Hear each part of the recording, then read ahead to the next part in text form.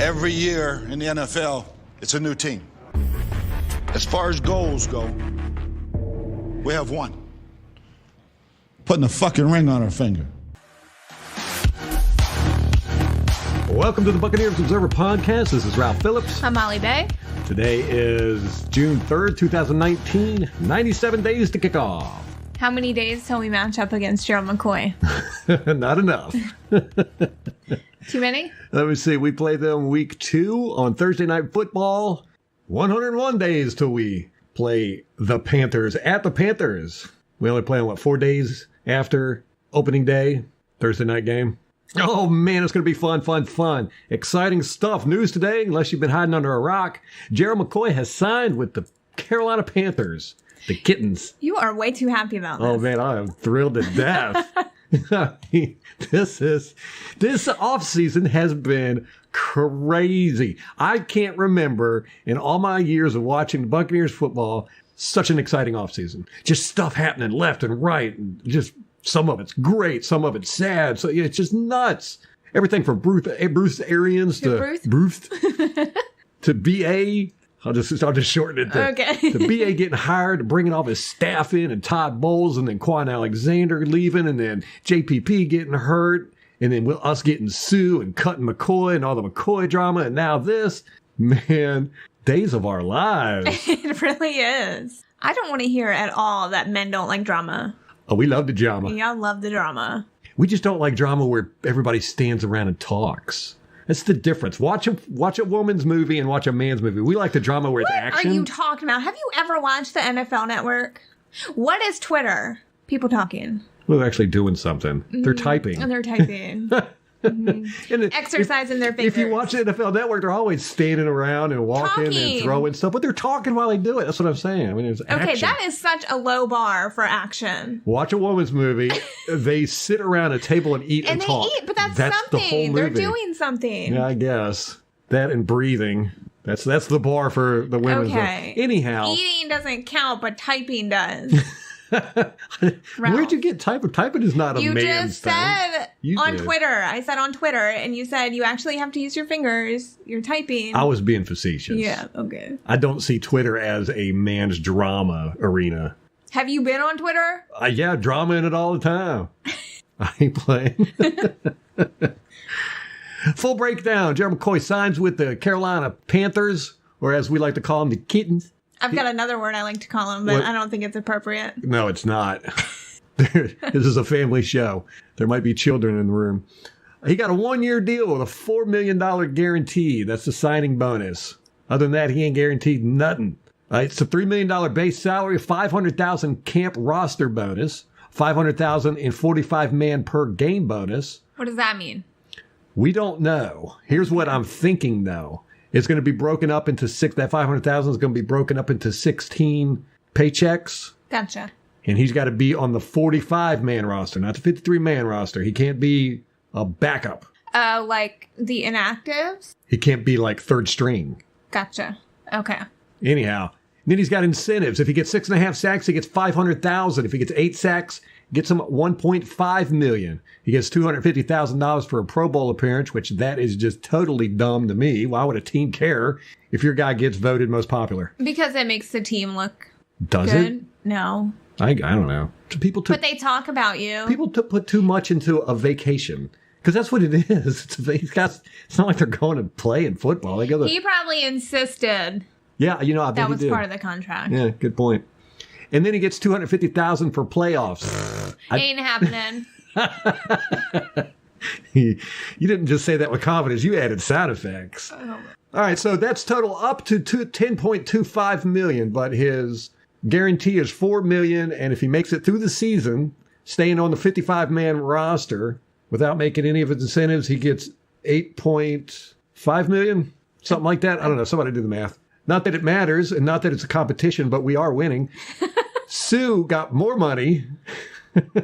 What is Sue's incentives? Nobody knows. Why don't they have a breakdown like this? You know why? Because McCoy didn't text, or Sue didn't text Rick Stroud with his roster bonus numbers.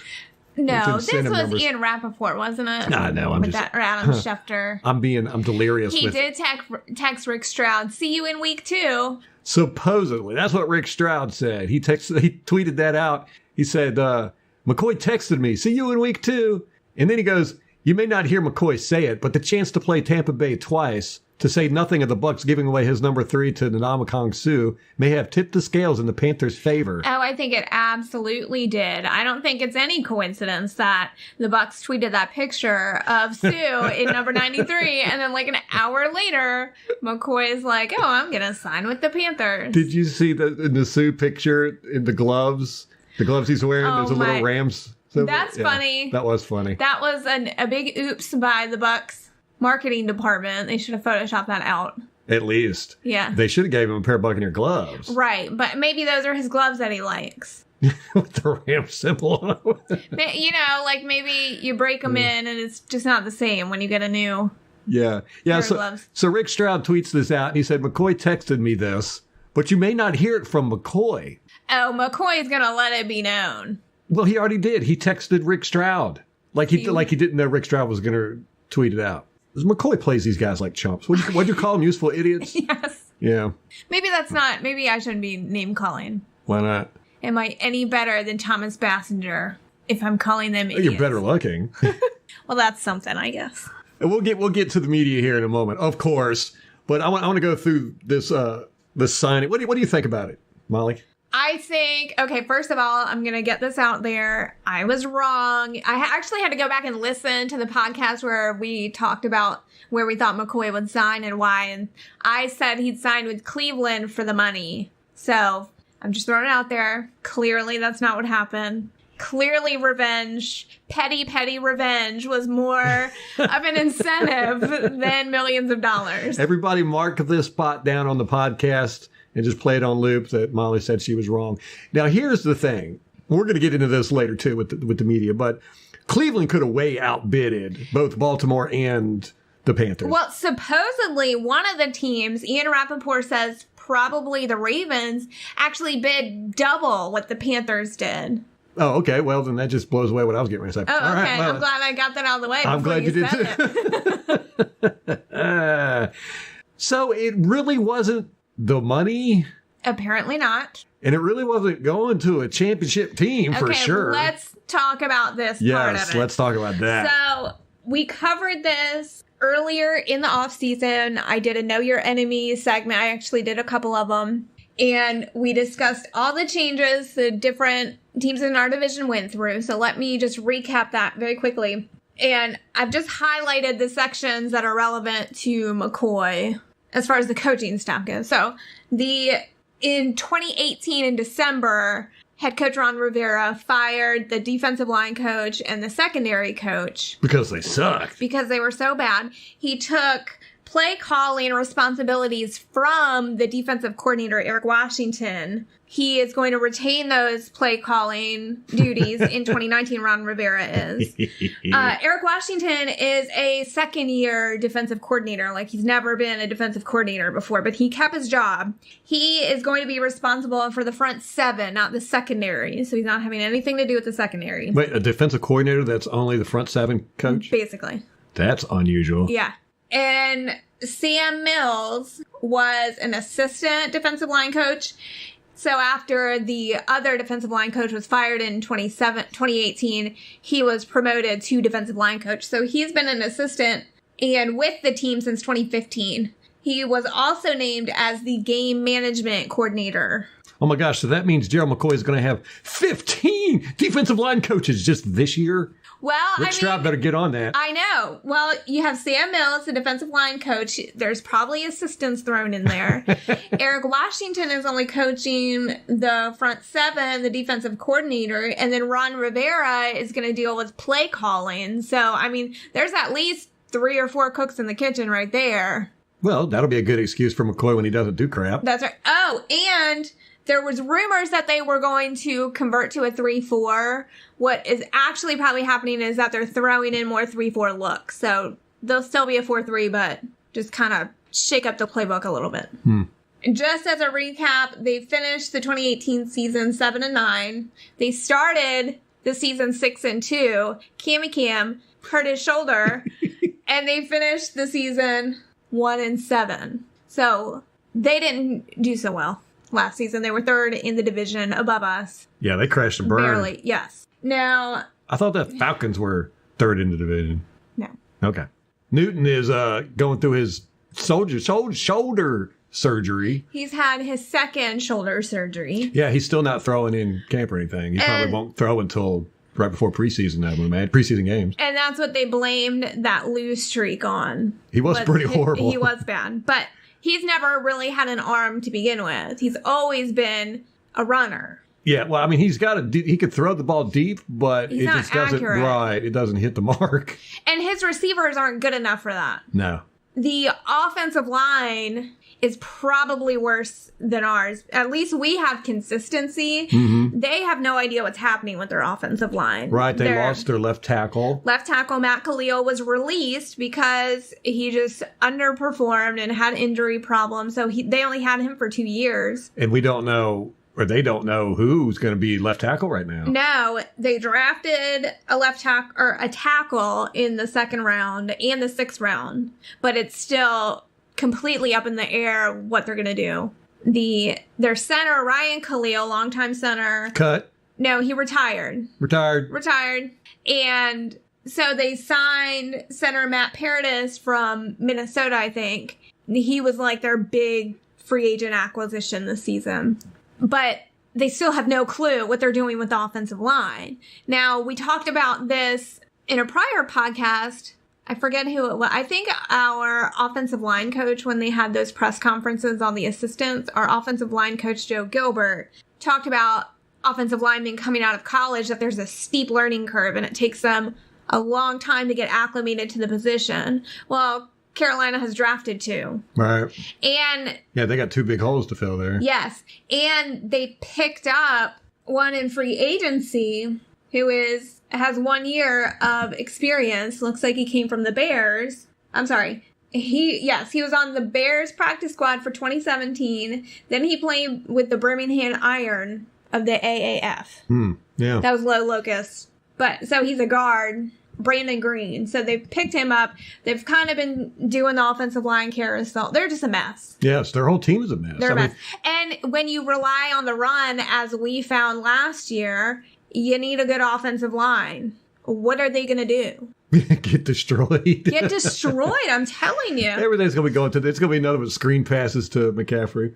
And I really think that Ron Rivera is on the bubble. Yeah. There was a lot of, clamor last season when he had all this turnover with his coaching staff. I think he was at a point where it was like he needed to do something or else it was going to cost him his job. Yeah. And they lost their longtime running backs coach. He retired. Yeah, he retired, and he's been the one that's been keeping their running game so fierce. Exactly. So, they've got a lot of question marks. They've got a lot of turnover. Yeah, their secondary is still just woefully bad. They lost Captain Munnerlyn this offseason. Oh, yeah. Let's go through that list. Okay, on their defense. Let's talk about their defense as a whole. Julius Peppers. Gone. Retired. Thomas Davis, not re-signed. That's a huge loss. Right. I mean, their front 7 was so fierce in the last few years. That's what they've been known for. Mm-hmm. And to lose 2 big pieces like that. They released Captain Munnerlyn. Boom. Safety Mike Adams wasn't re-signed. Boom. They did re-sign safety Eric Reed. So their team is, we're saying all that because the narrative was, one, Gerald McCoy was not looking for money, which I guess you could kind of say that that's true. I mean, if there was another team that was willing to double that and he didn't go there. Yeah, I think it's fair to say. Yeah, Cleveland could have offered him $20 million. Right. Ravens couldn't have. Apparently they were willing to. They were going to do something. I don't know. Well, if he was going to a contender, which is what the media was claiming. And that's what he said. It would not have been the Panthers. No. What have they upgraded? They were 3rd in the division last year. They had I think it was a 6-game losing streak towards the end of the year. Right. And their quarterback can't throw the damn ball. Oh, they drafted a quarterback in the 3rd round. I saw that, yeah. So what makes them a contender? Nothing. It's all BS. Who was it? The podcaster you love that was saying that he was just getting sick and tired of hearing Gerald McCoy say stuff? And that was Ren on Pewtercast. Yeah, I was saying, look, I'm just tired of Gerald McCoy saying stuff and not fulfilling it. And that's how I feel here. It was just all talk. I mean, that's his MO in the off season. Yeah, he's always got the talk going on. So he's going to the Carolina Panthers. He's getting, paid pretty decent money. But why do you think? Do you think it really is because he's being petty? I think that might be a part of it. Because an hour before he signed, Rick Stroud, who is apparently his texting buddy, wrote an article which changed the narrative immediately. Previously, it was pushed very hard that McCoy wants to sign with a contender. That was his major focus, right? We've all been hearing that. But yet, right before it was announced that McCoy was signed with the Panthers, Stroud wrote an article in the Tampa Bay Times that said McCoy might choose the Panthers to get revenge on the Bucs. Here's what he said, quote, Carolina has reached the postseason 4 times in the past 6 years and were NFC champions in 2015, losing to Denver in the Super Bowl. Quarterback Cam Newton still is unable to throw after offseason shoulder surgery, and head coach Ron Rivera has taken over a floundering defense. But the Panthers can offer McCoy something that other teams can't. Revenge. End quote. And then McCoy signs after this article comes out. And then Jenna Lane tweets out, 1 hour after Ndamukong Suh revealed that he would indeed be wearing number 93, Gerald McCoy signs with the Panthers. Not a coincidence. End quote. She said. So the narrative changed immediately, even before he signed with the Panthers. I can't believe. Okay, now that you point that out, it's like everything I've said in the last 20 minutes was exactly that. Yeah. Isn't that crazy? It is how crazy. You can read stuff and you don't even realize that it's impacted your opinion? Yeah. That's how they get you. That's how they get you. That's how they get you. Let's talk about what Gerald McCoy is doing here, though. He's going to a team that really is, and we've said this on the podcast since the mid of last year, that they are on a steep decline. This is a team that we've even made the prediction. You said that Cam Newton's not going to last the season this year. I said him and Rivera are going to be gone within a couple of years. Yeah. I think Rivera will be gone first at the end of the season. If they don't turn it around, which really they're up against, the odds aren't great, I don't think. I think Cam would probably get another year or two, depending on. We'd have to look at his contract when it's coming up, Yeah. when he's signing, because I don't think he's not going to get another contract with Carolina. They love him, though. That's because Carolina Panthers fans are mentally unfit. If they weren't, they would be Buccaneer fans. Here's the thing. I mean, this is really, really fascinating to me because, the narratives are just flying up and down. They have been ever since the offseason about what McCoy is going to do, whether the team has treated him right, whether they're going to sign him, whether they're going to cut him, whether they're going to trade him. And then when they do cut him, it's whether he's going to a contender, whether he's going for money. And now he's going for revenge. McCoy has played against the Panthers 15 times in his 9-year career with the Buccaneers. You know how many sacks he had in those 15 games? 5. Why would you say that? You're looking at my notes. I was trying not to. That's a low number, 5. But it's not. It's 4.5. Oh, good Lord. Only 3.5 of those are against Cam Newton. He's only sacked Cam Newton 3.5 times in 9 years. Well, now they're going to be on the same side, so that doesn't matter, right? Right. But I'm getting to the point here. All right. Sorry. He's had 12 total sacks in our division in 9 years. Out of 54 and a half. That's his total sack number. Yes. 54.5 sacks. Only 12 of them have been in our division. I'm just flabbergasted. I know. But it gets even worse. 5 of them have been against the Falcons. That's the most he sacked. That's because he got 3 of those in one game against one lineman. It was what, a backup? He was a horrible lineman. They took him out of the game. Oh, that guy. Okay. Yeah, McCoy, we've talked about this. McCoy didn't get any more sacks. Nobody did. He's had 4.5 against the Panthers, but he's only had 2.5 against the Saints. You know when the last time it was he sacked Drew Brees? I think off the top of my head, it was. She's looking at my notes. I did not look. 2015. Yes, he has not had a sack against Drew Brees since week 2 of 2015. I do know that because I think you've said it before. I do listen to you. Now, McCoy plays over 80% of the snaps he has with the Buccaneers ever since he's been here. He's a 3-down defensive tackle with us. He's going to the Carolina Panthers, who have Quan Short, Dontari Poe as defensive tackles. Each of them play 50%. They rotate over there. He's going to get rotation. He's going to be in rotation. He's not going to get his 800 snaps a season. He's not going to be getting 6 sacks. And he's definitely not going to be doing it against divisional opponents. He can't do it now when he's getting 80% of the snaps. Ooh. You're reducing his snaps by 30% and you expect him to get more sacks? Not going to happen. Not going to happen. And I tell you what, he ain't going to get a single sack on Ali Marpet, who he's going to be going up against every now and then. Ali Marpet throws him around. Our right guard, it's a little iffy there. We got Beninock in there.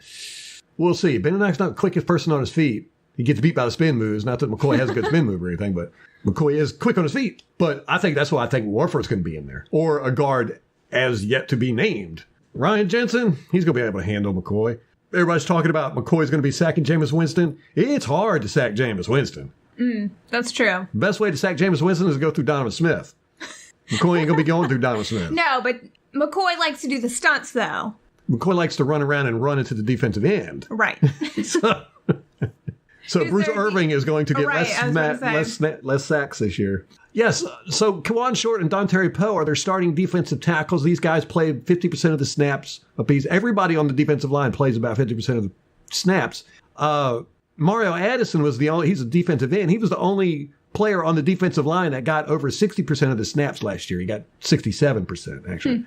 So they rotate all the time. Gerald McCoy is going to be in that rotation. He's not going to be a 3-down back now. So that just really blows. He had to have known that going in. He's not going to be a 3-down back. He's not going to get the snaps he needs to get the sacks he needs. Because with us, he was playing 800-plus snaps a season and getting 6 sacks. You cut out those snaps, you cut out the sacks. Do you think he wanted to maybe he wanted to cut back on his apparently, play? Sue didn't. Sue's going to be a 3-down defensive tackle. Sue averages over 900 snaps a season. You know who only beats him in that? As far as defensive tackles? No defensive tackles do. But you know who, like players? Phillip Rivers. Phillip Rivers is one of the only players that plays more than Dom Kong Sue. Wow. Phillip Rivers has not missed a game in, I think, like 11, 10, 12 years, something like that. He's got perfect attendance. Perfect attendance. Straight A's. He gets a star. Sue is a player. Sue gets out there and he plays. I mean, he's on there, and that's one of the reasons why he wanted to come to Tampa Bay, I'm sure, because he knew, ooh, I get to take this spot where I get to get every down. McCoy's going to a place where he's going to get half the downs. Some weird stuff going on there, but hey, if you want to say it's revenge, that's fine. We'll see him twice a year. It's going to be great. And we know how to beat him. There is exactly. Ali Marpet knows how to beat him all day long. I think it'd be funny if they did where they switched Ali Marpet in front of McCoy every down just to see what would happen. That'd be hilarious. But McCoy dances around on the offensive line. He doesn't shoot straight ahead. So he might line up in front of Beninock at the right guard and end up over by Ali Marpet and Donovan Smith. It's just the way he rolls. So he's not going to a contender. He's not doing it for the money. He's getting less snaps. He's going to be in a rotation with 2 guys that are getting more money than him. Posnake making $9.3 million. Kawan Short's making $17 million. Weren't one of them the most expensive? Yes, last year. Per sack player. Yes. Well, Ralph went through all the defensive tackles, took their salary, took their sack numbers, and calculated who had the most expensive sacks. Yes, it was Kawan Short. I've got that around here somewhere. It's in one of the podcasts. So Gerald McCoy is going to be behind 2 guys that are making more money than him just for the opportunity to play the Buccaneers twice a year. If you ask me, that sounds kind of petty. That absolutely is petty. I mean, 18% of the Panthers salary cap is going to defensive tackles. That's the most in the league by far. The last team to spend over 17% of the total cap space on the defensive tackle position was the 2014 Detroit Lions when they were paying Ndamukong Suh a whopping $22 million. Whoa. That's absurd. Especially for 2014 numbers. What? A tweet from Greg Auman said that Carolina was spending over $50 million on the defensive line before signing McCoy, which is the most in the league. Where have we heard this story before? Where have we heard this before? Yeah, Last year we spent, $52 million on our defensive line? Somewhere around there? We were the most expensive defensive line? Yes. Yes. How'd that work out for us? Don't know. Hey, JPP got 12.5 sacks. 5 and 11, that's how it worked out for us. Right. And it wasn't the offense the problem. Now, one thing I would posit is the reason why McCoy signed with the Panthers as opposed to anywhere else is because they play in a system that he's familiar with. You said that they're going to have more 3-4 looks. we had 3-4 looks last year. Everybody does it, you know. Right. And the rumors were, they're switching to a 3-4, and Ron Rivera said, no, we're not. We're staying a 4-3, but throwing in more 3-4 looks. So, right. Yes. The Ravens and the Browns, they play totally different systems than what McCoy's used to. So I think just being comfortable, and, you know, he knows the Panthers. He's played twice a year. And as you just mentioned to me, Ian Rappaport said that McCoy wanted to stay in the NFC South, or he wanted just to the stay South? in the South. In the South. Because he's more comfortable in the South. Because he don't like cold weather. I guess not. That's what I just heard. Right. Yeah, but he didn't go to a contender. So they can take that narrative and bury it 6 feet deep. Teams that are contenders, here's my list of teams that I would say these teams have the highest chance of going to the playoffs. There's only 3. The Patriots, Saints, Chiefs. Now, they're not guaranteed. I mean, none of us know the future. But if I were to say, pick all the teams, from all the teams in the NFL, who would you bet money on is going to go to the playoffs? Those are the only 3 teams I would pick. Now, I would say the Colts, Chargers, and Cowboys, maybe. Other than that, it's toss-up across the board. None of them teams want him. Or he didn't go talk to him, whatever. Wasn't no money thrown his way, I guess. The Kittens? No. That's ridiculous. No, he did not go to a contender. Going to a contender was not his goal. And now he's saying he would just want to stay in the South. So what'd that leave him? Jacksonville, Miami, stay with the Buccaneers. New Orleans, Atlanta. No, see, he could have gone to New Orleans. Yeah. Are they a Southern team or a Western team? Yeah, I'd call Midwest? them South. Okay, South. Yeah, they're in the South. Atlanta, you could always say Atlanta. You never know what they're going to do. But yeah, the Saints are the only ones in the group that were contenders. And yeah. So that whole narrative they talked about for 2 weeks with him was total crap. God, man. Now it's all about revenge. But as I pointed out, there ain't no revenge to be had there. He's getting his snaps cut in half, and he can't sack in his division. Guess who's in his division? The Buccaneers. He ain't never sacked Jameis Winston. I don't think he will. Oh, that's going to be so fun, though. No, I can't wait to watch that tape.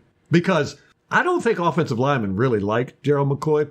This is pure speculation on my part. When Lovie Smith came in, Gerald McCoy was his sweetheart. You know, he immediately talked about Gerald McCoy's leading the defense, blah, blah, blah, blah, blah. Right. They bonded over their faith, I think. Mm-hmm. And he was very clean. He's the type of player that Lovie is drawn to. Right. And the first thing Lovie Smith did was totally cut off our offensive line.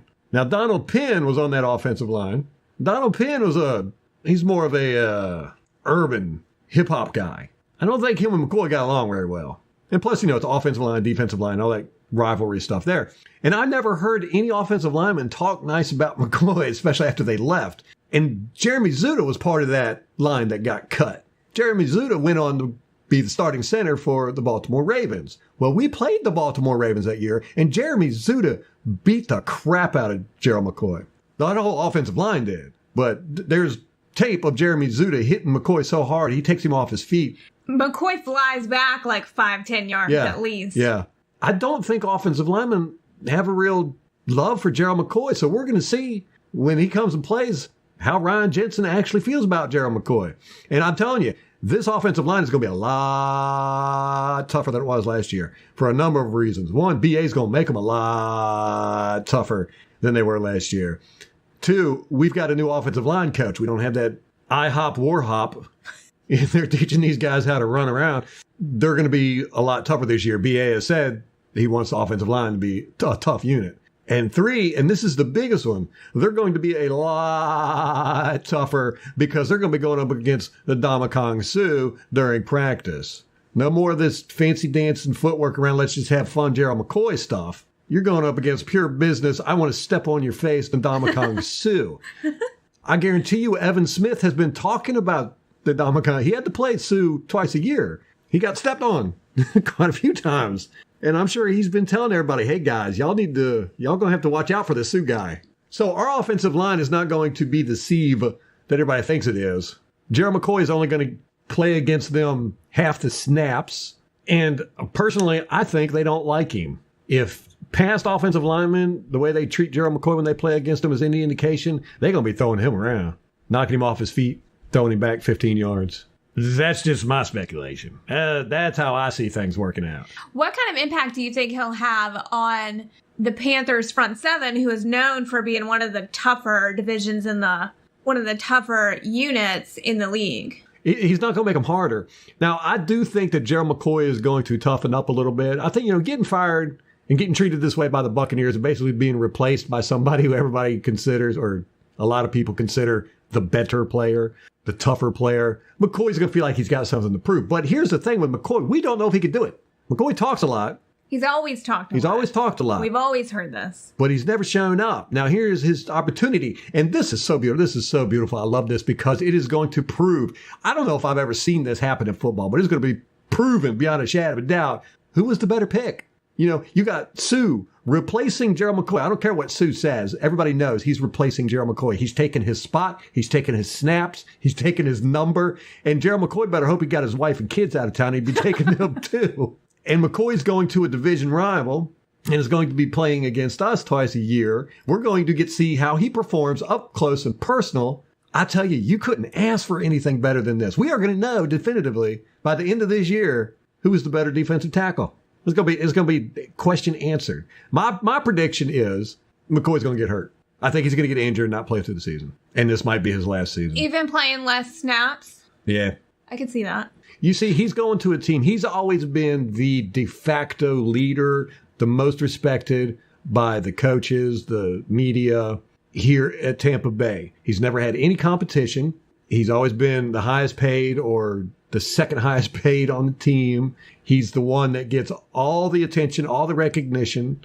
Now he's going to Carolina, where he's not even going to be in the top 5. They got Luke Kuechly, they got Cam Newton, they got McCaffrey, they got Kawan Short, they got Dontari Poe. He's down a long list. He's not going to be getting the media attention he's used to. He's not going to get his picture on the side of the stadiums or the banners in downtown Charlottesville. Is that where they play? Charlotte.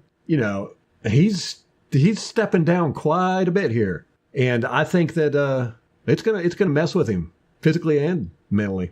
Because you got to figure, if he wants to get in front of Kawan Short and Dontari Poe, one of them is either going to have to get injured or he's going to have to outplay them to be. I mean, right now he's second string.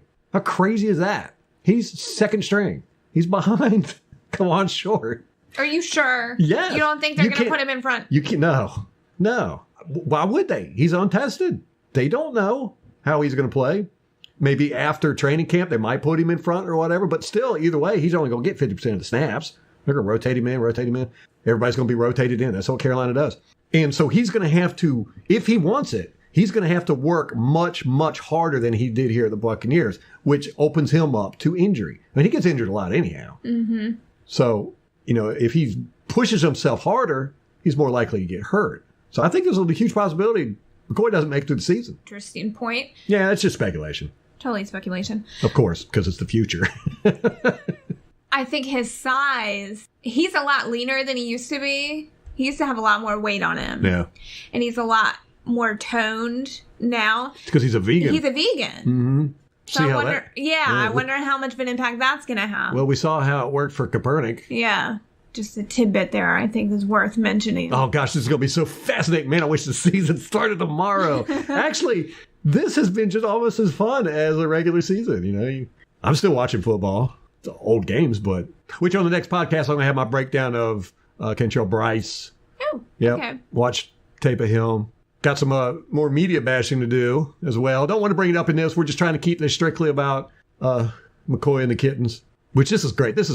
You couldn't ask for any more. This offseason is everything I've wished for with the Buccaneers since Gruden. It's been a long time. Long time. Wow. This is exciting. Panthers don't start their mini camp until next week. Did we ever find out if they have contact at minicamp? No, I tweeted at Greg Allman, but he hasn't answered me. It's only 4 days, and then they have like 6 or 7 weeks until anything. Yeah, so it might be training camp. They don't put the pads on. I think it probably is training camp. This is just mandatory mini camp. Right. So they're just getting everybody together, basically. Doing what they've already been doing. Yeah, I guess. The Bucs tweeted a graphic today about the off-season workout. So for mandatory minicamp, they have practices Tuesday to Thursday. It's 10 hours a day. That's a long day. Wow, Yeah, that's a long day. They're allowed 2 practices totaling 3.5 hours each. So 7 hours total they're practicing, and then 3 hours doing other stuff. The second practice is limited to walkthrough activities. So it's 3.5 hours of walkthrough? Yeah. Wow. I listened to Pewter Report today, and they mentioned that even though the OTA rules, they're not supposed to make contact, the rookies have been making contact in OTAs. Whoa. So they're Don't be saying that. That'll get us fined. a little aggressive. Who said that? Pewter Report. Getting a little overzealous. No, I'm not saying you don't say it. I'm saying they shouldn't be saying it. I know. Because Arians is going to get in trouble for that one. That happened a few years ago where some reporters, I want to say it was the Redskins or something, they reported just offhandedly that there was contact at a practice, and the coach ended up getting suspended or fined or Oh, something. really? Yeah, I don't know. I had to do that in a follow-up. So, yeah, it seems like a lot of people are excited about this. A lot of people are sad that McCoy is being treasonous. Do you think that's going to impact his Ring of Honor chances? I don't know. You know, the Ring of Honor stuff to me is, I don't know, it's a popularity contest again. It doesn't really matter that much to me, but McCoy, he's a great marketer. I think he'll be able to pull himself out of this. But as of right now, no. I think a lot of Buccaneer fans who supported McCoy are really, really disappointed with him right now. Yeah, I would be. But there is a contingent of people who are happy for McCoy that he's going to be getting revenge on Buccaneers. To me, that's a weird mindset to have if you're a Buccaneers fan. Yeah, I don't get that. There's a couple of writers, though. Evan Winter for the Bucs Nation, he's actually rooting for McCoy in this situation.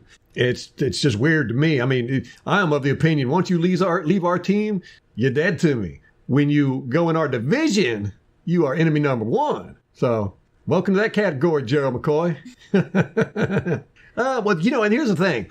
It was very, very, looking back on it now in retrospect, very, very smart of Arians and Like to not have him coming to OTAs and all that, so that he doesn't have any information on their schemes and game plans at all to share with. Ooh, that's true. I never Panthers. even thought about that. I wonder if he even got the playbook. No, I guarantee you they kept him away from one Buck place. He wasn't allowed to go in. I bet when Arians showed up that day, remember when he came into the building? Yeah. And McCoy was there to greet him? That was probably the last time Gerald McCoy was able to step into one Buck place.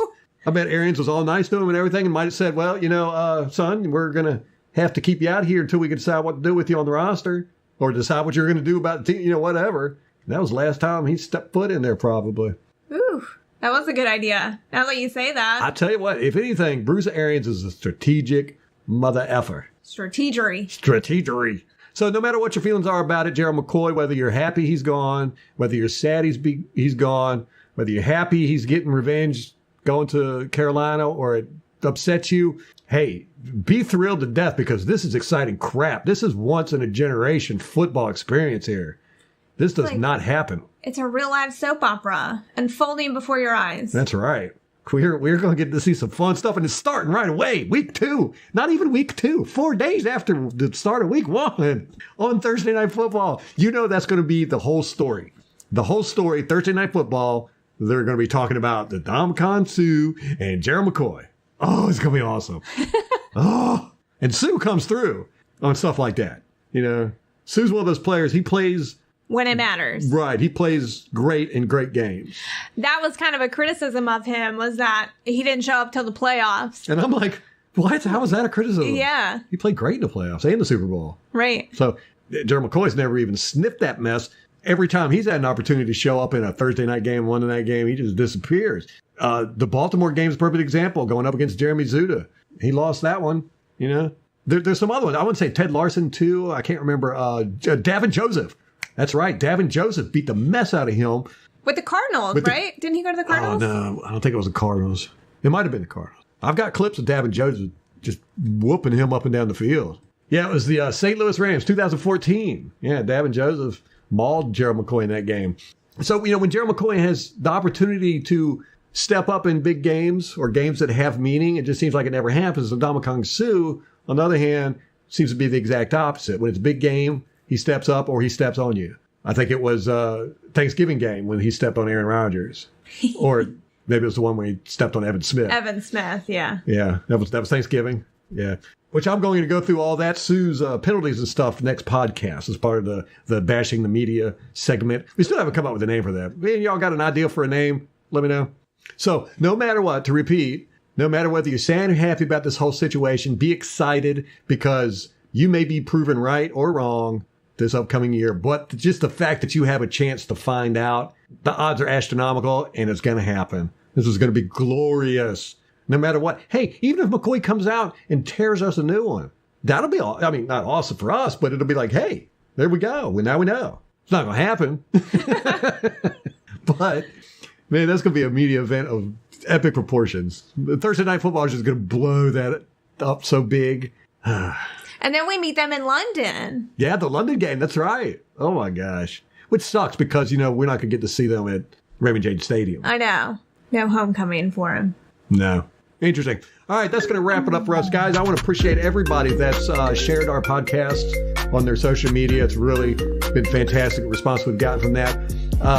If you get a chance, just go ahead and click the share button in your app or wherever you're at listening to it. Post this episode on social media somewhere, Twitter, Facebook, whatever you're happy with. If you want to get in touch with me, my email is mollybay@buccaneersobserver.com. Ralph can be reached at ralph@buccaneersobserver.com. We're on Twitter at @bucks_observer. We're now on Facebook. We're also on the World Wide Web, buccaneersobserver.com. There's all kinds of stuff where we're going to be talking about this Gerald McCoy, the Ndamukong Suh situation probably all year. But this situation right here where he's gone to the Panthers, I'm sure there's stuff we're going to think of. We'll bring it up in the next podcast. We might not have one out tomorrow. We might just wait till Friday to do the next one. But anyhow, if we think of anything, we'll go ahead and put it in that podcast. But until next time, go Bucks!